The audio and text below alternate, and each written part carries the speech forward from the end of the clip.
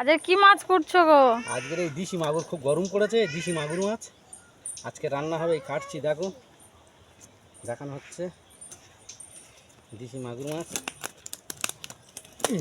জিরে বাটাতে পাতলা ঝোল হবে। হ্যাঁ, দেশি মাগুর মাছ জিরে বাটাতে ঝোল হবে। আরে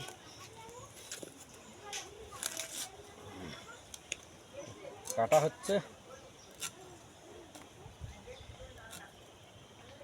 আর যা গরম পড়েছে কি করবে, জিরে বাটাতে তো ঝোল করতে হবে, না করলে হবে না। একদম জ্যান্ত মাগুর মাছ। হ্যালো গাইস, চ্যানেলটাকে দেখবেন, সাবস্ক্রাইব করবেন, লাইক কমেন্ট শেয়ার করবেন, সবার ভালোবাসায় দিয়ে যাবেন।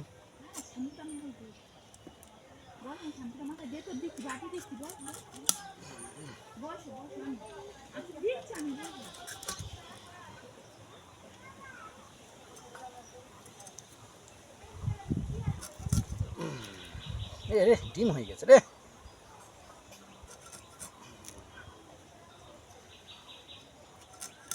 ব্যাস।